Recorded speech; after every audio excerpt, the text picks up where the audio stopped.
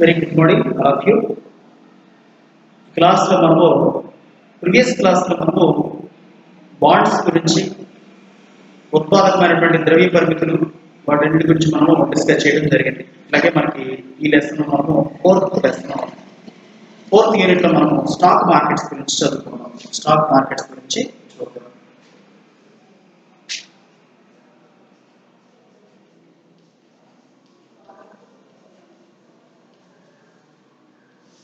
Stock markets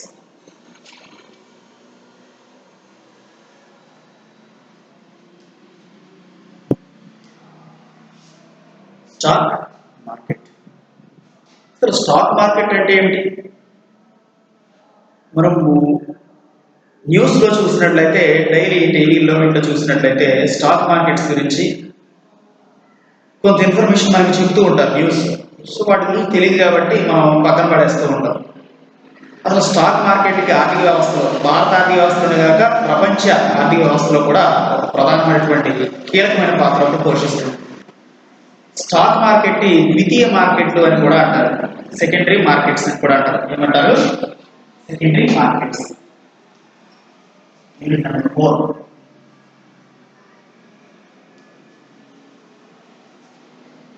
secondary markets.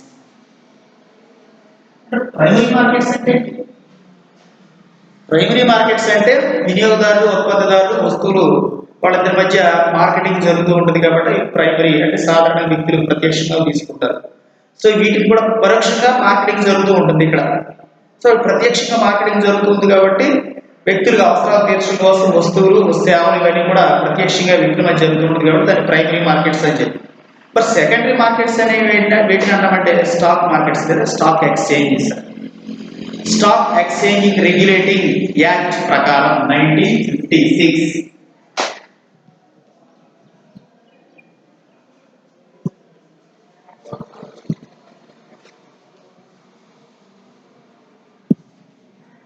Stock exchange regulating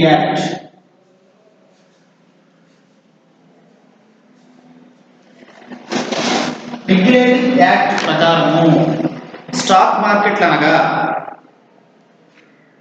మూలధనాన్ని, డిబెంచర్లు, షేర్లు, షేర్ మార్కెట్స్ ఇవన్నీ కూడా, ఉదాహరణకు ఒక ఏ అనే ఒక వ్యక్తి ఉన్నాడు, అతనికి ఒక కంపెనీ ఉంది. ఆ కంపెనీ ప్రాపర్టీ ద్రవ్యంతో కొంత వాల్యూ చేస్తుంది. ఆ వాల్యూలో కొంత భాగాన్ని ఏం చేస్తాడంటే మార్కెట్లో సబ్స్టిట్యూట్ చేస్తాడు. ఈ మార్కెట్లో సబ్స్టిట్యూట్ చేయడం ద్వారా వేరే దేశాల నుంచి వచ్చినటువంటి అమౌంట్తో ఈ ద్రవ్యాన్ని కొనుగోలు చేయడం అనేది జరుగుతుంది. డాలర్ యొక్క కాస్ట్ పెరగడం, డాలర్ యొక్క కాస్ట్ తగ్గడం అని మనం డైలీ చూస్తాం.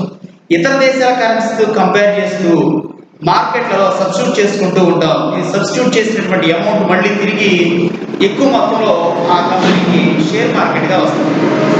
ఈ మార్కెట్ వస్తే అతను లాభపడుతూ ఉంటాడు. వీటి గురించి చాలా మంది ఏం చేస్తారంటే ఆస్తిని అమ్మి షేర్ మార్కెట్లో పెట్టడం జరుగుతుంది. స్టాక్ మార్కెట్స్లో ఈ స్టాక్ మార్కెట్స్లో పెట్టడం వల్ల ఆ ఇతర దేశాల కరెన్సీతో కంపేర్ చేస్తే మన ద్రవ్యం యొక్క కెపాసిటీ తగ్గిపోతుంది. అప్పుడు ఆత్మహత్యకు కూడా పాల్పడిపోతున్నారు.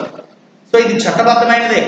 ఇవి జోదము లేకపోతే ఇంకొకటి దీనికి చట్టబద్ధత లేదని కాదు. స్టాక్ మార్కెట్లకు ఖచ్చితమైనటువంటి చట్టబద్ధత ప్రభుత్వ ఆధ్వర్యం నిర్వహించిన రెగ్యులేటింగ్ యాక్ట్ అనేది ఉంది కదా. ఆ యాక్ట్ అనేది ఉంటుంది అంటే రిజర్వ్ బ్యాంక్ దగ్గర నుండి కమర్షియల్ బ్యాంక్స్ అన్ని కూడా ప్రభుత్వం కూడా సపోర్టెడ్గా ఉంటాయి. ఈ స్టాక్ మార్కెట్ అంటే ఏంటంటే మూలధనాన్ని వేరే కంపెనీలు కానీ షేర్లు, బాండ్ ద్వారా ద్రవ్యాన్ని ఒక చోట కేంద్రీకృతం చేసి ఉంచినటువంటి అమౌంట్కి తగిన ప్రతిఫలం వేరే దేశంలో కరెన్సీ వాల్యూతో మూల్య న్యూనీకరణ కానీ మూల్యహీనీకరణ జరగడం, మూల్యం యొక్క వృద్ధి పెరిగిన మన ద్రవ్యం యొక్క వృద్ధి. ఉదాహరణకు ఒక 10 లక్షలు సబ్స్టిట్యూట్ చేసుకోండి స్టాక్ మార్కెట్లో. ఆ ద్రవ్యము విదేశీ కరెన్సీతో కంపేర్ చేస్తే ఇది ప్రతి నిమిషానికి మారిపోతూ ఉంటుంది. ఆ 10 లక్షల వాల్యూ విదేశీ కరెన్సీతో 20 లక్షలు అయిందనుకో అతను మంచి బెనిఫిట్ పొందినట్లే. విదేశీ కరెన్సీ వాల్యూతో తగ్గిందనుకోండి మన ద్రవ్యం, లోకల్ ఉన్నటువంటి ద్రవ్యం, ఇతను లాస్ అవుతూ ఉంటాడు. అంటే కంపెనీలకు ఇది ఎందుకంటే ఒక వ్యాపారమే కాకుండా కంపెనీలకు మూలధన ఉత్పత్తిని, పెట్టుబడిని సేకరించడంతో పాటు నికర ఆదాయాన్ని పెంపొందించడంలో కూడా ఈ స్టాక్ మార్కెట్లు అనేవి ప్రధానమైనటువంటి పాత్రను పోషిస్తూ ఉంటాయి. ఈ స్టాక్ మార్కెట్లు ఆర్థిక వ్యవస్థ మొత్తం అన్ని ఉపగ్రహాలైతే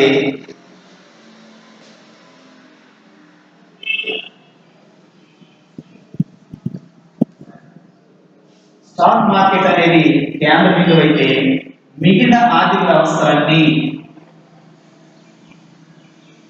వ్యాపారాలు, విదేశీ వ్యాపారాలు, ఎగుమతులు దిగుమతులు, తర్వాత కొనుగోలు అమ్మకాలు, తర్వాత ఆస్తులు స్థిరాస్తులు ఉత్పత్తులు ఇవన్నీ కూడా ఆర్థిక రంగానికి సంబంధించిన అంశాలు. అవన్నీ కూడా స్టాక్ మార్కెట్ ఉపగ్రహాలుగా పనిచేస్తాయి. ఇది సూర్యునిగా పనిచేస్తే స్టాక్ మార్కెట్ అనేది సెకండరీ మార్కెట్. ఇది ఒక గ్రహం అయితే దీని చుట్టూ తిరిగే ఆర్థిక వ్యవస్థలన్నీ కూడా ఉపగ్రహంగా మనము చెప్పవచ్చు. అయితే స్టాక్ మార్కెట్లో ఉన్నటువంటి నియమ నిబంధనలు, ఆశయాలు లేదా స్టాక్ మార్కెట్కి సంబంధించినటువంటి సంబంధిత అంశాలు ఇవన్నీ కూడా మనం పరిశీలిస్తే స్టాక్ మార్కెట్ అంటే ఏంటంటే స్టాక్ మార్కెట్ అంటే మూలధన వాటాలు కలిగి పరిశ్రమలు కానీ సంస్థలు కానీ ఉత్పత్తిదారుడు మూలధన వాటాలను కొంత అమౌంట్ని తన యొక్క వాటాను డిబెంచర్లను ఇక్కడ ఈ బ్యాంకుల దగ్గర లేదా స్టాక్ మార్కెట్ల దగ్గర సబ్స్టిట్యూట్ చేస్తూ జరుగుతూ ఉంటుంది. ఈ సబ్స్టిట్యూట్ చేసినటువంటి అమౌంట్కి తిరిగి మళ్ళీ రిప్లై వస్తుంది. అమౌంట్ ప్లేస్ అంటే ద్రవ్యాన్ని ఇతర దేశంతో కొనడం లేదా పెట్టుబడి పెట్టుకోవడం, ఆ పెట్టుబడి ద్వారా లాభపడవచ్చు, ఒకసారి నష్టపోవచ్చు. ఏదేమైనప్పటికీ అది నష్టపడుతున్నామో లాభపడతామో అని తెలియదు. అధిక మొత్తంలో ధనవంతులు ఉన్నారనుకోండి, వాళ్ళకి బాగా బిజినెస్ ఓరియంటెడ్గా పనిచేస్తూ ఉంటుంది. తక్కువ స్థాయిలోనూ చిన్న మొత్తాల పొదుపుతో చేసేవాడు, వ్యవసాయ రంగంలో ఉన్నవాళ్ళు ఇట్లాంటి అంటే అఫ్కోర్స్ వాళ్ళు కూడా చేస్తూ ఉన్నారు. బట్ వాళ్ళు చేస్తూ ఉంటే తక్కువ మొత్తంలో లాభం వస్తుంది, ఎక్కువ మొత్తంలో లాస్ అవుతూ ఉంటారు. వస్తే లాభం తక్కువే, ఎక్కువ మొత్తంలో లాస్ అయ్యే ప్రమాదం కూడా ఉంటుంది. కాబట్టి ఇది చాలా జాగ్రత్తగా స్టాక్ మార్కెట్స్ అనేది భారతదేశంలో చాలా జాగ్రత్త. ముంబైలో జరుగుతుంది నిఫ్టీ, తర్వాత ఇంతవరకు డౌన్ అయింది, మన సెన్సెక్స్ పెరుగుతుంది తగ్గుతుంది అని స్టాక్ మార్కెట్ షేర్ మనం పేపర్లో లాస్ట్ పేజీలో చూసినట్టయితే స్టాక్ మార్కెట్ గురించి నిఫ్టీ 523 పాయింట్లు లాభపడింది. ఐడియా 243 పాయింట్ల వద్ద ముగిసి 240, అమెజాన్ 18 పాయింట్ల వద్ద నష్టపోయింది అనేది మనం చూస్తాం. ఇవన్నీ మీరు చూస్తే మీకు తెలుసు. ఆయా కంపెనీ వాళ్ళు అక్కడ సబ్స్టిట్యూట్ చేసుకుంటారు ఆ అమౌంట్ని అక్కడ సబ్స్టిట్యూట్ చేయడం ద్వారా వాళ్ళకి ద్రవ్యం మళ్ళీ తిరిగి రావడం అనేది జరుగుతూ ఉంటుంది. ఒక్కొక్కసారి నష్టపోతారు కాబట్టి నష్టాన్ని కూడా చెప్తాడు. 236 వద్ద విప్రో వాళ్ళు నష్టపోయారు. 473 పాయింట్ల వద్ద ఇది మైక్రోసాఫ్ట్ లాస్ అవుతుంది. అంటే ఆ కంపెనీ వాళ్ళు సబ్స్టిట్యూట్ చేసుకుంటారు ఆ అమౌంట్ని. వాళ్ళకు ఉన్నటువంటి షేర్ దాని ఉన్న మొత్తంలో ఒక భాగాన్ని విక్రయించడం అనేది చూస్తూ ఉంటారు. వీటిని షేర్లు, డిబెంచర్లు అని చెప్పడం జరుగుతుంది. వీటి అన్నింటినీ కూడా స్టాక్ మార్కెట్ అనేది నిర్ణయించడం జరుగుతుంది. Stock market okay. ఇందులో ఇప్పుడు ఉన్న అంశాలు వాటి గురించి కూడా మనం చూద్దాం.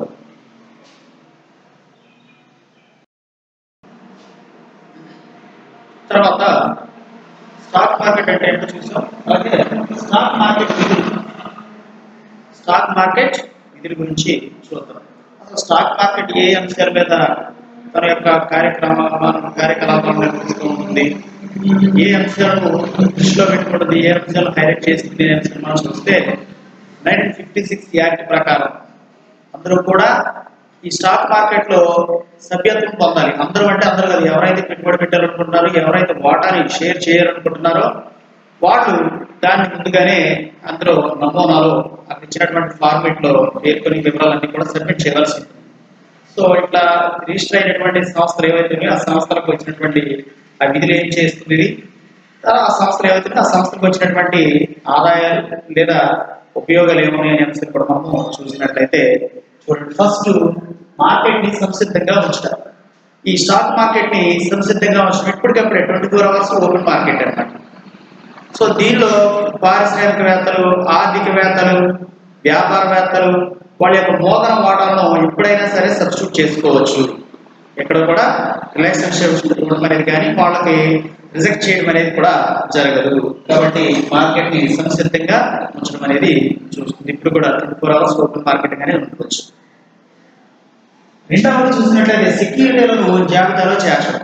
అంటే నమూనాలో జాయిన్ అయిన వాళ్ళు లిస్టులో ఉన్న వాళ్ళే కాకుండా లిస్టుకి సంబంధించినటువంటి వాళ్ళు అమ్మేవాళ్ళు, సెక్యూరిటీలను అమ్మేవాళ్ళు, సెక్యూరిటీలను కొనుగోలు చేసే వాళ్ళు కూడా ఇందులో ఇన్వాల్వ్ అవ్వచ్చు. ఈ జాబితాలో ఈ లిస్టులో జాయిన్ అవ్వచ్చు. అంటే అందులో ఎన్రోల్ అయ్యి రిజిస్టర్ అయిన వాళ్ళే కాకుండా అమ్మడానికి, కొనడానికి సిద్ధంగా ఉన్నాము అని చెప్పి ఇష్టపూర్వకంగా ఉన్న వాళ్ళు ఎవరైనా సరే ఆ ఫార్మాట్ ఫిల్ చేసుకుని ఈ స్టాక్ మార్కెట్లో వాళ్ళ యొక్క పేరును నమోదు చేసుకోవడానికి అవకాశం ఉంది. అంటే నమోదు చేసుకోవడం కోసం తగినటువంటి అవకాశాన్ని ఈ స్టాక్ మార్కెట్లు కల్పిస్తాయి. ఫస్ట్ పాయింట్లో మనం చూసినట్లయితే మార్కెట్ ఇప్పుడు కూడా సంసిద్ధంగా ఉండడం అంటే రెడీనెస్, ఎనీ టైం రెడీనెస్.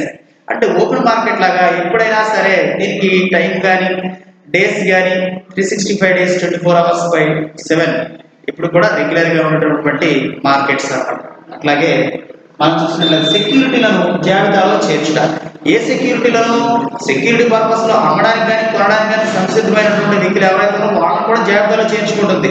వాళ్ళకు కూడా రెడీనెస్ ఇస్తుంది. దానికి కూడా వాళ్ళకు కూడా అందులో మెంబర్షిప్ పొందడానికి అవకాశం కలిగిస్తుంది. దీంట్లో ఆంక్షలు ఏం లేవు. వాళ్ళు కూడా ఆ ఫార్మాట్ ని ఫిల్ చేసుకుంటే అన్ని కూడా నియమబద్ధంగా ఉన్నట్లయితే ఆటోమేటిక్ గా ఇది రిజిస్టర్ అవ్వడానికి అవకాశం ఉంది, రిజిస్టర్ చేసుకోవడానికి సిద్ధంగా ఉంటుంది. అంటే మార్కెట్లను సిద్ధంగా ఉంచడం, సెక్యూరిటీలను జాబితాలో చేర్చడం, అలాగే సంస్థలకు పెట్టుబడులను సమకూర్చడంలో ప్రధాన పాత్ర పోషిస్తుంది. సంస్థలకు పెట్టుబడులను సమకూర్చడంలో ఒక సంస్థ ఉంది, ఆ సంస్థ తగు మొత్తంలో పెట్టుబడి పెట్టింది. సో సెక్యూరిటీ బాండ్స్ ఇవన్నీ పెట్టాయి కాబట్టి మార్కెట్లో యాడ్ అయింది కాబట్టి కొంత అమౌంట్ మూలధనం కూడా సేకరించడం కోసం అవకాశం ఉంది. అధిక మొత్తంలో వస్తుంది కాబట్టి కొద్ది మొత్తంలో పెట్టుబడితో కొంచెం ఎక్కువ మొత్తంలో పెట్టుబడి లభిస్తుంది కాబట్టి ఆ సంస్థ అభివృద్ధి చెందడం కోసం ఈ స్టాక్ మార్కెట్ అనేవి ప్రధాన పాత్ర పోషిస్తూ ఉంటాయి. డబ్బుతో కొనడం అని చెప్పారు కదా. షేర్లు, మార్కెట్, డిబెంచర్లు, మూలధన వాటా అక్కడ పెట్టడం వల్ల దాని నుండి అత్యధిక మళ్ళీ ఆదాయం వస్తుంది. అంటే అమ్మేవాళ్ళు ఉంటారు, కొనుగోలు చేసేవాళ్ళు ఉంటారు. ఉదాహరణకి ఏ అనేవాడికి ఒక కంపెనీ ఉంది, ఆ కంపెనీ ప్రాపర్టీస్ మొత్తాన్ని కూడా స్టాక్ మార్కెట్ లో పెట్టాడు. ఆ కంపెనీని కూడా వేరే వ్యక్తి ఏం చేసినట్టే అది ఎంత అమౌంట్ అని చెప్పాడు. అదే వ్యక్తి ఏం చేసినట్టే కొంత ధనంతో కొంత ద్రవ్యంతో దాన్ని కొనుగోలు చేయడం అనేది జరిగింది. మళ్ళీ ఎవడాస్తే అక్కడే ఉంటుంది, ఎవడ ద్రవ్యం అక్కడే ఉంటుంది, అంతా ఆన్లైన్ సిస్టమ్తో జరుగుతుంది. సో ఇక్కడ ఏం జరుగుతుంది, అతను కొనుగోలు చేసిన తర్వాత ద్రవ్యం యొక్క వాల్యూ పెరగడం తగ్గడం అనేది జరుగుతూ ఉంటుంది రెగ్యులర్ గా. ఇలా పెరగడం తగ్గడం అనేది జరిగినప్పుడు ఈ వాల్యూకి ఆ మార్కెట్ రేట్ కంపేర్ చేసినప్పుడు ధర పెరిగిందనుకోండి, ఈ వాల్యూతో పాటు అత్యధిక అమౌంట్ పెట్టుబడి వస్తుంది. ఒకవేళ తగ్గిందనుకోండి పెట్టుబడి అతను లాస్ అవుతూ ఉంటాడు, పెట్టినటువంటి పెట్టుబడిని లాస్ అవడం అనేది జరుగుతూ ఉంటుంది. అట్లాగే వ్యవహారాలకు రక్షణ కల్పించాలి. వ్యవహారాలకు రక్షణ కల్పించడం అంటే 1956 యాక్ట్ ప్రకారం, స్టాక్ మార్కెట్ రెగ్యులేటింగ్ యాక్ట్ 1956 ప్రకారము ఏమి కల్పించాలి, వ్యవహారాలకు రక్షణ కల్పించడం జరుగుతుంది. వ్యవహారాలకు రక్షణ అంటే వ్యవహారాలు అంటే ఏంటి, అమ్మడం, కొనడం, తీసుకోవడం, స్టాక్ మార్కెట్ ఎక్స్చేంజ్ చేసుకోవడంలో కానీ, కొనుగోలు చేయడంలో కానీ, డిబెంచర్లు, మూలధన వాటాలు కలిగి ఉండడంలో కానీ, ఇతర అమ్మడం, కొనుగోలు చేయడంలో కానీ గోప్యత ఉండడం, లేకపోతే సరైనటువంటి విధానం, ఆర్థికపరమైనటువంటి ఆలోచనలు చేయడం, ఏ విధమైనటువంటి లాభం వస్తుందనే విషయాలన్నీ కూడా తెలియజేయడంలో అన్నింటిలో కూడా రక్షణ కల్పిస్తుంది. ఇక్కడ ఎటువంటి మోసపూరితమైనవి ఉండవు, ఎటువంటి దళాలు, మధ్యవర్తులు అనేవి ఉండవు. ప్రభుత్వమే నేరుగా ఒక్కొక్కసారి సబ్స్టిట్యూట్ చేయడానికి అవకాశం ఉంది, అంటే ఇంప్లిమెంట్ చేస్తుంది ఇటువంటి పథకాలను. కాబట్టి వ్యవహారాలకు రక్షణ కల్పించడంలో కూడా ప్రధాన విధిగా స్టాక్ మార్కెట్ నిర్వహించడం అనేది చూసుకుంటున్నాం. ఒకసారి మళ్ళీ చూడండి, మళ్ళీ ఏం చెప్తున్నాను. స్టాక్ మార్కెట్ యొక్క విధులు మార్కెట్ సంసిద్ధంగా ఉంచడం, సెక్యూరిటీలను జాబితాలో చేర్చడం, సంస్థలకు పెట్టుబడులను సమకూర్చిపెట్టడం, వ్యవహారాలకు రక్షణ కల్పించడం 1956 యాక్ట్ ప్రకారము. అట్లాగే మూలధన పెరుగుదలకు అవకాశం. మూలధన పెరుగుదల అంటే ఏమిటి, వ్యాపారవేత్తలు, ఉద్యోగస్తులు, అట్లాగే పారిశ్రామికవేత్తలు వాళ్ళు పెట్టినటువంటి పెట్టుబడికి కొంత మూలధనము, ఉదాహరణకు 1% పెడితే 1.5% మళ్ళీ తిరిగి వచ్చే అవకాశం ఉంటుంది. ఆ 1% పెడితేనే కదా 5% ఎక్స్ట్రా వచ్చింది. ఆ 1% కూడా లేకపోతే 5% రాదు కదా. అంటే మూలధనం మరింత మూలధనం సృష్టిస్తుంది అని చెప్పడానికి ఇది ఒక ఉదాహరణ. అదేంటంటే మూలధనం పెరుగుదల కూడా అవకాశం ఉంది. అంటే మూలధనాన్ని కెపాబిలిటీ, సామర్థ్యాన్ని పెంపొందించుకోవడం కోసం కూడా ఈ స్టాక్ మార్కెట్ ప్రధానమైనటువంటి పాత్రను పోషిస్తున్నాయి. అతని దగ్గర ఉన్నటువంటి ద్రవ్యము స్టాక్ మార్కెట్లో పెట్టాడు, 10 కోట్లు పెట్టాడు, 10 కోట్ల 50 లక్షలు వచ్చాయి. ఆ 50 లక్షలు ఎలా వచ్చాయి, మూలధనం ఈ 10 కోట్లు పెట్టబట్టే కదా. 10 కోట్లకు సంబంధించిన ఆస్తిని అక్కడ బాండ్స్, సెక్యూరిటీస్, డిబెంచర్లు పెట్టబట్టే కదా మిగిలిన 50 లక్షలు రావడం జరిగింది. అసలు ఇంకోటి లేకపోతే 50 లక్షలు వచ్చేవి కదా. అంటే ఈ పెట్టినటువంటి ధనము మరింత మూలధనాన్ని సేకరించడంలో స్టాక్ మార్కెట్లు ప్రధానమైనటువంటి పాత్రను పోషిస్తాయి. వాటి యొక్క విధిని సక్రమంగా నిర్వహించడంలో చూస్తాం. మళ్ళీ ఒకసారి నేను చెప్తున్నాను, ఈ 10 మార్క్స్కి అడుగుతూ ఉంటాడు. స్టాక్ మార్కెట్లు అనగానే స్టాక్ మార్కెట్ విధులను వివరించండి అంటాడు. ఇది ఇంపార్టెంట్ క్వశ్చన్స్ లో కూడా మేము లిస్ట్ పెట్టాం, అది కూడా చూడండి. స్టాక్ మార్కెట్ 4th మాడ్యూల్లో స్టాక్ మార్కెట్ యొక్క విధానం చూడండి. మార్కెట్ సంసిద్ధంగా ఉంచడం, సెక్యూరిటీలను జాబితాలో చేర్చుట, సంస్థలకు పెట్టుబడులను సమకూర్చుట, వ్యవహారాలకు రక్షణ కలిగించి ఎందుకు నేను 1 by 1 రిపీట్ చేసుకున్నానంటే ఈ సైడ్ హెడ్డింగ్ మీకు గుర్తుంటే ఆటోమేటిక్గా రాయడానికి అవకాశం ఉంటుంది. సైడ్ హెడ్డింగ్స్ తో పాటు రిలేటెడ్ గా మీరు ఇన్ఫర్మేషన్ రాయగలరు. ఇన్ఫర్మేషన్ అయితే ఉంటుంది, సైడ్ హెడ్డింగ్స్ మాత్రం చేయలేకపోతారు. సో జాగ్రత్తగా మీరు అబ్జర్వ్ చేయండి. ఓకే, నెక్స్ట్ మూలధన పెరుగుదలకు అవకాశం ఉంటుంది. తర్వాత సెక్యూరిటీ విలువలు మదింపు చేయుట. సెక్యూరిటీ విలువలు అంటే పెట్టినటువంటి బాండ్స్ సెక్యూరిటీలను ఏ విధంగా ఉండాలి, ఎంత పరిమాణంలో ఉండాలి, ఎంత పరపతిని నియంత్రించగలగాలి, ఏ విధమైనటువంటి విధానాన్ని అనుసరించడం ద్వారా ఈ సెక్యూరిటీలు స్టాక్ మార్కెట్ ని మనం ప్రలోభాలుగా కాపాడుకోవచ్చు అనే అంశాలన్నింటినీ కూడా సెకండరీ మార్కెట్స్ సంబంధించి, అంటే సెకండరీ మార్కెట్స్ అనగా స్టాక్ మార్కెట్ సంబంధించిన విధులు మనం చూస్తూ ఉన్నాం. సెకండరీ మార్కెట్ అనగానే స్టాక్ మార్కెట్. సెక్యూరిటీ పర్పస్ లో ఉన్నటువంటి విధులను మదింపు చేయడానికి కూడా స్టాక్ మార్కెట్స్ అనేవి ప్రధానమైనటువంటి పాత్రను పోషిస్తూ ఉన్నాయి. మార్కెట్ సంసిద్ధంగా ఉంచడానికి, సెక్యూరిటీలను జాబితాలో చేర్చడానికి, సంస్థలకు పెట్టుబడులను సమకూర్చడానికి, వ్యవహారాలకు రక్షణ కల్పించడం కోసం మూలధన పెరుగుదలకు అవకాశం ఉంటుంది. సెక్యూరిటీలను మదింపు చేయడానికి ఈ స్టాక్ మార్కెట్లు తమ విధిని ప్రదర్శిస్తూ ఉంటాయి. తర్వాత ప్రజలకు ఆసక్తిని పరిరక్షించడం, అంటే వాళ్ళు పెట్టుబడి పెట్టడం వల్ల మళ్ళీ తిరిగి ఆదాయం వచ్చినటువంటి వాళ్ళు హ్యాపీగా ఫీల్ అవుతూ ఉంటారు. మళ్ళీ పెట్టుబడి పెట్టడానికి అవకాశం ఉంటుంది. ఫస్ట్ పెట్టుబడి పెట్టిన వాడికి లాస్ అయ్యడానికి మళ్ళీ ఆ స్టాక్ మార్కెట్ జోలికే పోదు. కాబట్టి వాళ్ళ ఆసక్తిని పెంపొందించడానికి కూడా తగినటువంటి ఎంకరేజ్మెంట్ కి సంబంధించిన అంశాలు కూడా ఇస్తుంది. అంతేకాదు పూర్తి సమాచారం కూడా వాళ్ళకి ఇస్తుంది. సమాచారాన్ని బట్టి కూడా వాళ్ళు స్టాక్ మార్కెట్ లో వాళ్ళకు ఉన్నటువంటి మూలధనాన్ని సబ్స్టిట్యూట్ చేయవచ్చా చేయకూడదు అనే అంశాన్ని కూడా వాళ్ళు నిర్ణయించుకోవచ్చు. పూర్తి స్వేచ్ఛ కూడా వాళ్ళకి ఇవ్వడం అనేది చూస్తూ ఉన్నాం. అట్లాగే అదనపు మూలధన సమీకరణ. అదనపు మూలధన సమీకరణ అంటే ఏంటంటే మూలధనం పెట్టిన కొంత అయితే దానికి అదనంగా యాడ్ అయ్యేదాన్ని అదనపు మూలధన సమీకరణ. దీని ద్వారా పరిశ్రమలు, తక్కువ పెట్టుబడి పెట్టినటువంటి సంస్థలు, చిన్న తరహా పరిశ్రమలు, చిన్న చిన్న సంస్థలు ఏవైతే ఉన్నాయో వాటన్ని కూడా లబ్ధి పొందే అవకాశం ఉంటాయి. తక్కువ సబ్స్టిట్యూట్ చేసుకునే అమౌంట్ ఎక్కువ మొత్తం రాబట్టుకుంటే ఇంకా పెట్టుబడి పరపతిని పెంచుకుంటాయి, వాటి యొక్క ఉత్పత్తి కెపాసిటీని పెంపొందించుకుంటాయి. సో ఇవన్నీ కూడా వాటిని పెంపొందించుకోవడం కోసం ఈ స్టాక్ మార్కెట్లు అనేవి ప్రధాన పాత్రను పోషిస్తూ ఉంటాయి. నేను మళ్ళీ చెప్తూ ఉన్నాను, మార్కెట్ సంసిద్ధంగా ఉంచడం, సెక్యూరిటీలను జాబితాలో చేర్చడం, సంస్థలకు పెట్టుబడులను సమకూర్చడం, వ్యవహారాలకు రక్షణ కల్పించడం, మూలధన పెరుగుదలకు అవకాశాన్ని కల్పించడం, సెక్యూరిటీ విలువలను మదింపు చేయడం, తర్వాత ప్రజల ఆసక్తిని పరిరక్షించడం, తర్వాత అదనపు మూలధన సమీకరణ, పెట్టుబడిదారుల ప్రయోజనాలను కాపాడడం. ఎవరైతే పెట్టుబడి పెట్టారో వాళ్ళ ప్రయోజనాలను కాపాడడం. పెట్టుబడి పెట్టిన వాళ్ళు మ్యాక్సిమం లాస్ అవ్వకూడదు. లాస్ అవ్వకుండానే చర్య తీసుకుంటారు. లాస్ కావడం అంటే వాళ్ళు రోడ్డు పడే అవకాశం ఉండొచ్చు. ఆర్థికంగా చాలా చోట్ల, చాలా ప్రదేశాల్లో, కొన్ని మెట్రోపాల్ సిటీస్ లోని జరుగుతున్న స్టాక్ మార్కెట్స్ లో వాళ్ళు పెట్టినటువంటి ద్రవ్యం పెట్టుబడి రాక వాళ్ళు ఎక్కడో తీసుకొచ్చి పెట్టుబడి పెడుతూ ఉంటారు. దానికి తగినటువంటి ఆదాయం, తగినటువంటి డబ్బు ప్రతిఫలం రాకపోగా వాళ్ళు నష్టపోతూ ఉంటే ఇటీవల కాలంలో మనం చూస్తూ ఉన్నాం.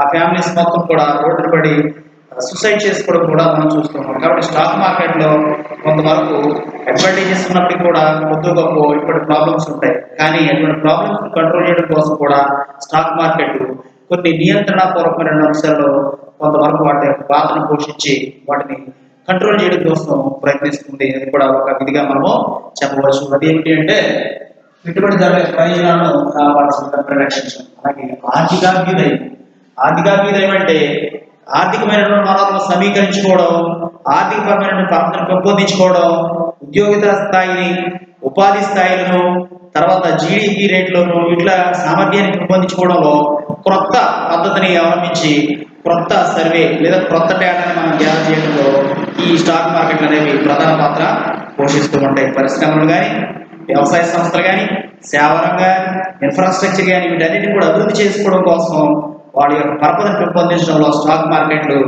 ఇండైరెక్ట్ గానే మనకు సపోర్టెడ్ గా ఉన్నాయి అని మనము ఈ టైంలో మనం గుర్తించుకోవాలి, చదవవలసి ఉంటుంది, నేర్చుకోవాల్సి ఉంటుంది. అలాగే క్లీనింగ్ హౌస్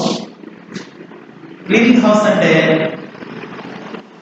క్లీనింగ్ హౌస్ ఇచ్చినటువంటి బాండ్స్, సెక్యూరిటీలు వీటన్నిటినీ కూడా కేవలం కాగిత రూపంలోనే ఫిజికల్ గానే కాకుండా అక్కడే సబ్స్టిట్యూట్ చేయనవసరం లేదు. ఆ ప్రదేశం ఎక్కడైతే ఆ మార్కెట్ ఉందో ఆ మార్కెట్కి వెళ్ళనవసరం లేదు. ఎక్కడుండైనా సరే ఒకసారి అందులో ఇన్వాల్వ్ అయ్యి ఉండి లేదా ఆ జాబితాలో అయ్యి ఉంటే లావాదేవీలు సక్రమంగా నిర్వహించుకోవచ్చు. ఎప్పటికప్పుడే మనకు దానికి ఐడి ఉంటుంది. ఐడి ద్వారా త్రూ బ్యాంకింగ్ ద్వారా ఈ స్టాక్ మార్కెట్ కి సంబంధించినటువంటి లావాదేవీలకు ఇంటి వద్దనే ఉండి ఆన్లైన్లోనే నువ్వు ఆటోమేటిక్గా జరుపుకోవడానికి అవకాశం ఉంటుంది. క్లియరింగ్ హౌస్ అంటే ఫిజికల్గా ఉన్నటువంటి ద్రవ్యత్వాన్ని కూడా పరిరక్షించి ఆ ద్రవ్యత్వాన్ని తన అకౌంట్లో పడేలాగా, అకౌంట్లో ఏ విధమైనటువంటి అకౌంట్స్ అయితే ఉన్నాయో ఆ అకౌంట్లో చేరి వాళ్ళు బెనిఫిట్ పొందేలాగా క్లియరింగ్ హౌస్గా కూడా ఈ స్టాక్ మార్కెట్లు అనేవి పనిచేస్తూ ఉంటాయి. అట్లాగే ప్రభుత్వ సహకారిగా కూడా ప్రభుత్వానికి రుణాన్ని గ్యాదర్ చేయడంలో కూడా సహకారిగా ఉంటుంది. ప్రభుత్వానికి రుణం అవసరం అవుతుంది. ఎందుకంటే ప్రభుత్వానికి రుణం ఎందుకు చేయాలి? ఖర్చులు ఎక్కువగా ఉండి ఆదాయం తక్కువగా ఉందనుకోండి గవర్నమెంట్కి, అప్పుడు ఖచ్చితంగా వేరే వ్యక్తుల మీద, వేరే సంస్థల మీద ఆధారపడవలసి ఉంటుంది. అట్లాంటి సందర్భంలో స్టాక్ మార్కెట్లు దేవుడిలాగా లేదా ఒక చక్కని ఆర్థిక వ్యవస్థను, అభ్యుదయమైనటువంటి ఆర్థిక వ్యవస్థలాగా చక్కని వాతావరణాన్ని నెలకొల్పి వాటికి అంటే ప్రభుత్వ సంస్థలకు ఆదాయాన్ని సమకూర్చిపెట్టడంలో లేదా ఆదాయ వనరులను సమీకరించడంలో ప్రధాన పాత్ర పోషించి ప్రభుత్వానికి అండగా నిలుస్తూ ఉంటాయి స్టాక్ మార్కెట్లు. అటువంటి విధానంలో స్టాక్ మార్కెట్ల విధులను మనం అనుసరించాలి. స్టాక్ మార్కెట్ల గురించి ఒక వ్యాసం రాయండి అంటాడు. మేము ఇంపార్టెంట్ క్వశ్చన్స్ దిశలో కూడా ఇచ్చాము, అవి మీరు చదవాలి. ఎగ్జామ్స్ తక్కువ టైంలో ఉన్నాయి కాబట్టి. స్టాక్ మార్కెట్ అనగా 1956 రెగ్యులేటింగ్ యాక్ట్ ప్రకారము డిబెంచర్లు, మూలధన వాటాలు ఒక వ్యాపార సంస్థ లాగా ఉపయోగించుకుని తర్వాత తిరిగి వాటిని బెనిఫిట్స్, పెట్టుబడి ద్వారా మళ్ళీ బెనిఫిట్స్ పొందడాన్ని స్టాక్ మార్కెట్స్ అన్నాం. ఈ స్టాక్ మార్కెట్స్ మరో పేరే సెకండరీ మార్కెట్స్ అని చెప్పడం జరిగింది. ఈ సెకండరీ మార్కెట్ యొక్క విధులు ఏమిటి అంటే ఇక్కడ ఉన్నటువంటి అన్ని అంశాలు చూడండి. ఏంటంటే ఒకటి మార్కెట్ సంసిద్ధంగా ఉంచడం, సెక్యూరిటీలను జాబితాలో చేర్చడం, సంస్థలకు పెట్టుబడులను సమకూర్చడం, తర్వాత వ్యవహారాలను రక్షణ కల్పించడం, మూలధన పెరుగుదలకు అవకాశం, సెక్యూరిటీ విలువలు మదింపు చేయడం, తర్వాత ప్రజలకు ఆసక్తిని పరిరక్షించడం, అదనపు మూలధన సమీకరణ, పెట్టుబడిదారుల ప్రయత్నాలు కాపాడడం, ఆర్థికాభ్యుదయం, క్లియరింగ్ హౌస్ ప్రభుత్వ రుణ సేకరణగా ఉంటుంది. తర్వాత చూడండి,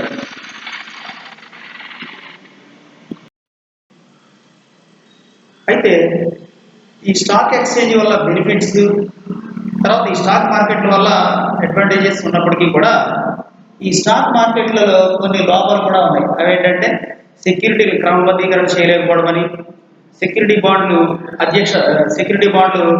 అధికారపూర్వకంగా లేకపోవడం, తర్వాత సెక్యూరిటీ బాండ్స్ని సేవ్ చేయడంలో కానీ కొన్ని పరిమితులు విధించలేకపోవడం, ఇవన్నీ కూడా కొన్ని ప్రాబ్లమ్స్ ఉన్నాయి.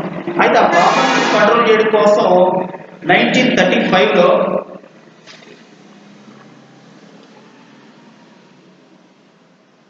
మారిసన్ అధ్యక్షతన Mumbai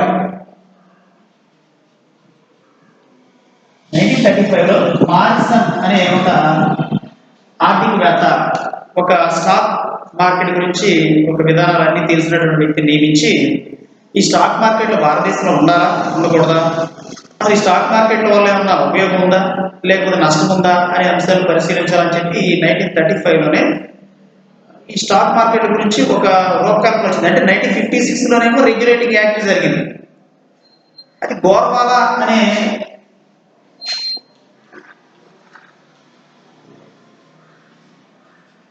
Gorwala committee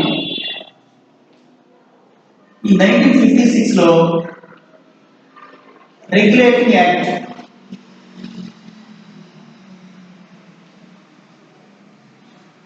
stock market regulating act అంటే 1956లో యాక్ట్ జారీ చేశారు. అంటే యాక్చువల్గా అసలు స్టాక్ మార్కెట్ ఉండాలా, ఉండకూడదా అనే అంశాల గురించి ఏం చేసినట్టు 1935లోనే ఒక కమిటీ వేసింది. ఆ కమిటీ ఏంటంటే మారిసన్ కమిటీ. 1935లో ముంబై వాళ్ళు ఒక కమిటీ వేశారు. అసలు స్టాక్ మార్కెట్ ఉండొచ్చా లేదా, ఉండడం వల్ల ఉపయోగం ఉందా లేదా, అంటే అవుట్ ఆఫ్ కంట్రీస్లో కూడా ఉపయోగించారు ఈ స్టాక్ మార్కెట్స్. సో వాళ్ళ దృష్టిలో పెట్టుకుని మూలధనాన్ని పెంపొందించడం కోసం, మూలధన సామర్థ్యాన్ని పెంపొందించడం కోసం, ఆర్థిక అభ్యుదయాన్ని పెంపొందించుకోవడం కోసం, ఆర్థికపరమైన అసమానతలను రూపుమాపి పెట్టుబడి వినియోగ స్థాయిని పెంపొందించడం కోసం ఈ స్టాక్ మార్కెట్ అనేది ఏర్పాటు చేయాలని చెప్పి ధృవీకరించారు. అయితే ఈ 1935లో ఈ మారిసన్ అనే కమిటీ ఏం సిఫార్సు చేసిందంటే ఈ స్టాక్ మార్కెట్లు ఉండడం వల్ల ఉపయోగం లేదు, ఆర్థికాభివృద్ధికి పెద్ద ఉపయోగం కాదు ఇవి, వీటిని ఉన్నా ఒకటే లేకపోయినా ఒకటే అని చెప్పి ఈ స్టాక్ మార్కెట్లలో మారిసన్ కమిటీ కొట్టుపడేసింది, ఇది అవసరం లేదు. అయితే గోర్వాలా కమిటీ ఏం చెప్పిందంటే స్టాక్ మార్కెట్లు పెట్టాలి కానీ క్రమబద్ధీకరణ అనేది ఒకటి ఉండాలి. అంటే నియమ నిబంధనలు, నియమావళి ఒకటి ఉండి క్రమబద్ధీకరించి ఎంతవరకు అయితే చేయాలో, ఎంత అమౌంట్ వరకు అయితే చేయాలో, ఏ సమీపంలో ఉన్నటువంటి వ్యక్తులు లేదా ఎటువంటి వ్యక్తులు మాత్రమే దీంట్లో ఇన్వాల్వ్మెంట్ అవ్వాలి, లేదా ఈ జాబితాలో నిర్ణయించాలి అంశాలను కూడా క్రమబద్ధీకరించి చట్టబద్ధంగా ఉండేటట్లుగా చర్యలు తీసుకోవాలి. ఉండడం వల్ల తప్పేం కాదని చెప్పి గోర్వాల కమిటీ 1951లో స్టార్ట్ చేసి చెప్పడం జరిగింది. అంటే ఆ కమిటీ ఇచ్చిన నివేదిక ప్రకారం అప్పుడు వాళ్ళు ఏం చేశారంటే 1956లో రెగ్యులేటింగ్ యాక్ట్ అనేది ఒకటి ఏర్పాటు చేసి అప్పుడు ఈ స్టాక్ మార్కెట్లు ఏర్పాటు చేసి ఆ రెగ్యులేటింగ్ యాక్ట్ ద్వారా ఇప్పటి వరకు కూడా కంటిన్యూ అవుతూ ఉన్నాయి. అయితే వీళ్ళు కొన్ని నిబంధనలు చెప్పడం జరిగింది. స్టాక్ మార్కెట్లో ఉన్న లోపాలను ఎదుర్కోవడం కోసం కొన్ని ఉన్నాయి అన్నమాట లోపాలు. ఆ లోపాలను కంట్రోల్ చేయడం కోసం కొన్ని విషయాలు చెప్పడం అనేది జరిగింది, లోపాలను కంట్రోల్ చేయడం కోసం.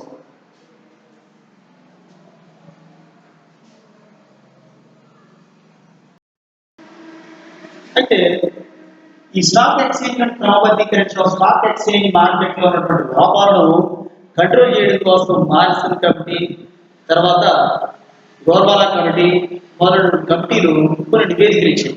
ఆ నివేదికలను బేస్ చేసుకుని ఈ క్రింది అంశాల్లో ప్రభుత్వము స్టాక్ మార్కెట్లకు తగినటువంటి రక్షణను కల్పించి వాటిని మళ్ళీ తిరిగి పోకుండా, లేకపోతే వాటిని మళ్ళీ మూసివేయబడకుండా, తీసివేయకుండా వాటిని మళ్ళీ కంట్రోలింగ్ లో మళ్ళీ మార్కెట్ కొనసాగించే విధంగా చర్యలు తీసుకోవడంలో ఈ ప్రధాన అంశాలను కూడా మనం చూస్తున్నాం. ఇందులో మొట్టమొదటిది ఏంటంటే స్టాక్ ఎక్స్చేంజ్లను క్రమబద్ధీకరించడం. స్టాక్ ఎక్స్చేంజ్లను క్రమబద్ధీకరించడం అంటే దాని అర్థం ఏంటంటే ఎక్కడ పడితే అక్కడ స్టాక్ ఎక్స్చేంజ్, అంతకుముందు ఎక్కడైనా సరే స్టాక్ ఎక్స్చేంజ్ ఏర్పాటు చేసుకోవచ్చు. ఇప్పుడు కేవలం పేరున్నటువంటి నగరంలో మాత్రమే, అది కూడా నగరం నుంచి ఒకటి మాత్రమే ఉండాలి. ఇది గోర్వాలా కమిటీ సిఫారసు మేరకు చేసినటువంటి. స్టాక్ ఎక్స్చేంజ్లు ఉండడం వల్ల ప్రాబ్లమ్స్ ఎక్కువ అవుతున్నాయి, క్రమబద్ధీకరణ ఉండట్లేదు, బాండ్లు సెక్యూరిటీలు అన్ని కూడా విచ్చలవిడి అయిపోతున్నాయి, ఎవరైనా ట్రేడ్ చేస్తున్నారో తెలియట్లేదు. సో దేని నుండి అమౌంట్ యొక్క ప్రాతిపదిక ఎక్కువగా ఉందో తక్కువగా ఉందో అనేది కూడా అర్థం కావట్లేదు. అటువంటి పరిస్థితులు చాలా ప్రాబ్లమ్స్ ఎదుర్కొంటున్నారు. ఈ ప్రాబ్లమ్స్ అన్ని కంట్రోల్ చేయడం కోసం ఏం చేస్తే కొన్ని కంట్రోలింగ్ వాళ్ళు చెప్పినటువంటి సిఫారసులు కూడా దృష్టిలో పెట్టుకుని అప్పుడు వీటిని అమలు చేయడం అనేది జరిగింది. అదేంటంటే నగరానికి వచ్చి ఒక స్టాక్ మార్కెటే ఉండాలి. ఒకవేళ పరిమితులు ఏమైనా ప్రాబ్లం వస్తే కేవలం 7 రోజులు మాత్రమే బ్రేక్ చేయాలి, ఒకటి మాత్రమే ఉండాలి, 7 రోజులు మాత్రమే బ్రేక్ చేయాలి స్టాక్ మార్కెట్ ని. అంటే అత్యవసర పరిస్థితిలో కూడా 7 రోజుల తర్వాత మళ్ళీ తిరిగి ఆ సేవను పునరుద్ధరించడం జరగాలి తప్ప పూర్తిగా కానీ నెల 2 నెలలు 6 నెలలు కూడా మూసివేయడం కుదరదు. అంటే చాలా మంది సేటిలాల్స్, తర్వాత తమిళనాడు నుండి కర్ణాటక నుంచి కూడా చాలా మంది ఈ పారిశ్రామికవేత్తలు ఈ స్టాక్ మార్కెట్ వల్ల లాస్ అయ్యారు, ప్రాబ్లమ్స్ వచ్చాయి. కొంతమంది ప్రాణాపాయం వరకు కూడా వెళ్ళింది, ఆత్మహత్యల వరకు కూడా వెళ్ళింది. కాబట్టి ఇటువంటి నిర్ణయాలు తీసుకోవడం అనేది మనం చూస్తూ ఉన్నాం. అట్లా అంటే స్టాక్ ఎక్స్చేంజ్లను క్రమబద్ధీకరించారు. అట్లాగే నిర్వహణ నియంత్రించడం అనేది కూడా చాలా జాగ్రత్త చాకచక్యంగా నియంత్రించాలి. మార్జిన్లు చూసుకోవడం కానీ, లేకపోతే దళాలు ఉండడం కానీ, లేదా చెప్పుడు మాటలు విని అక్కడ ప్రభుత్వం దగ్గర ఉన్నటువంటి విషయాలు సేకరించకుండా ఓన్గా నిర్ణయాలు తీసుకోవడం కానీ ఉండకూడదు. ఒకవేళ ట్రాన్స్పోర్ట్ అవ్వాలి అంటే, బదిలీ చేయాలి అంటే 2 నెలల్లోపే వేరే వ్యక్తికి బదిలీ చేసే విధంగా ఉండాలి. 2 నెలలలోపు మాత్రం. అంటే 2 వాటాలు బదిలీ చేసుకున్నారు, 2 వ్యక్తుల మధ్య స్టాక్ మార్కెటింగ్ జరుగుతూ ఉంది. సో ఇతని దగ్గర ఉన్నటువంటి ప్రాపర్టీ మొత్తం అతని అకౌంట్లోకి వెళ్ళాలి, లేదా అతను పొందాడు కాబట్టి ఆ అకౌంట్లోకి వెళ్ళాలి అంటే దాదాపు 2 నెలల కాల వ్యవధిలోనే వెళ్ళాలి, అంత మించి ఎక్కువ వెళ్ళడం. అలా వెళ్ళడానికి అయితే క్రమబద్ధీకరించడం. సో ఇది కూడా నిర్ణయం తీసుకోవడం అనేది జరిగింది. మొట్టమొదటి కంట్రోల్ చేయడం కోసం మొట్టమొదటి ఏంటంటే స్టాక్ ఎక్స్చేంజ్లు క్రమబద్ధీకరించారు. అంటే పేరొందినటువంటి నగరాలు ఒకటి మాత్రమే ఉండాలి. ఏమైనా ఆర్థిక సమస్యలు కానీ, ఏమైనా ఇతరత్ర వాతావరణ సమస్యలు, ఏమైనా ప్రాబ్లమ్స్ వస్తే, అత్యవసర సందర్భాలు వస్తే కేవలం 7 రోజులు మాత్రమే ఉండాలి, మిగిలిన తర్వాత మళ్ళీ స్టాక్ మార్కెట్ రన్ అవ్వాలి, పునరుద్ధరించాలి అనేది స్టాక్ ఎక్స్చేంజ్ క్రమం. నిర్వహణ నియంత్రించడం అనేది చాలా జాగ్రత్తగా వ్యవహరించాలి. అంటే దాని అర్థం ఏమిటి అంటే మార్జినర్లు ఉండడం, దళాలు ఉండడం, మధ్యవర్తులు ఉండడం, పూర్తి సమాచారం తెలియకపోవడం ఉండకూడదు. ఒకవేళ 2 వ్యక్తుల మధ్య స్టాక్ మార్కెట్ వ్యాపారం జరిగితే అతని అకౌంట్లోకి లేదా అతని ఖాతాలోకి మూలధనము లేదా ఇచ్చినటువంటి ద్రవ్యం వెళ్ళాలి అంటే కేవలం 2 నెలల్లోనే అతనికి సబ్స్టిట్యూట్ అయ్యి ఉండవలసి ఉంటుంది. లేకపోతే దీని గురించి చర్యలు తీసుకోవాల్సి ఉంటుంది. కేవలం బోర్డుకే పరిమితమై ఉంటుంది. అట్లాగే స్పెక్యులేషన్ ఆక్షన్. ఈ స్పెక్యులేషన్ ఆక్షన్ అంటే ఏంటి? బాండ్స్ ని, సెక్యూరిటీస్ ని ఎట్లా జాగ్రత్త చేయాలి. సో ఒకవేళ ఏమైనా నిరర్థకంగా నిలిపివేయబడినా సరే మళ్ళీ దానికి సంబంధించిన సాఫ్ట్వేర్స్ కానీ, ఇట్లా గ్యాదర్ చేస్తున్నటువంటి విధానాలు కానీ మళ్ళీ అనుకూలించి అక్కడి నుండి స్టార్ట్ అయ్యే విధంగా ఉండాలి. పూర్తి సమాచారం తెలిసి ఉండాలి, పూర్తి జాబితాలో ఇంక్లూడింగ్ అయి ఉండాలి. సమాచారం లేకుండా ఉండడం కానీ ఇట్లా ఉండడం కాదు. స్పెక్యులేషన్స్, వ్యాపారాల నిర్వహణ కోసం ముందు భవిష్యత్ తరాలను దృష్టిలో పెట్టుకుని ఇప్పుడు సృష్టించడం, పర్పస్ సృష్టించడం, లేకపోతే ఇప్పుడు స్కేర్సిటీ సృష్టించడం చేయకూడదు. సో ఇటువంటి ఆంక్షలు అన్ని కూడా ఉండాలి. ఆంక్షలన్నీ కూడా కట్టుబడి ఉంటేనే దీనికి స్టాక్ మార్కెట్లో వాళ్ళ పేర్లు, వాళ్ళ యొక్క కంపెనీలు కొనసాగడానికి అవకాశం ఉంటుంది. ఇట్లా మిస్బిహేవ్ చేసినట్లయితే వాళ్ళ పేర్లు లేదా ఆ సంస్థ యొక్క పేర్లను ఈ స్పెక్యులేషన్లో లేకపోతే అంటే ఇచ్చినటువంటి నిబంధనలు లేకపోయినట్లయితే డిలీట్ చేసి తొలగించడం అనేది జరుగుతూ ఉంటుంది అనేది దీని యొక్క ముఖ్య ఉద్దేశం. అంటే ఎన్ని బెనిఫిట్స్ మనం ఇక్కడ జరుగుతూ ఉన్నాయి అనేది మనం చూసుకోవాలి. అట్లాగే డైరెక్టరేట్ ఏర్పాటుని చేయడం. డైరెక్టరేట్ ఏర్పాటు ఇప్పుడు చేసిందంటే 1959లో ఏర్పాటు చేసింది. అంటే ఇది కంట్రోల్ చేయడం కోసం ఏ విధంగా వెళ్ళాలి, దిశానిర్దేశాలు ఇవ్వడంలో ఒక డైరెక్టరేట్ సంస్థను ఒకటి ఏర్పాటు చేసి ఆ 1959లో దాని ద్వారా దిశానిర్దేశ మార్గాలు ఏ విధంగా ప్రయాణం చేయాలి, ఏ విధంగా సూపర్విజన్ చేయాలనే విషయంలో పూర్తిగా దీనికి చలామణి దీనికి చెంది ఉంటుంది. ఎవరికి అంటే ఇది స్టాక్ మార్కెట్లకే చెంది ఉంటుంది. అట్లాగే SEBI, stock exchange bank of India,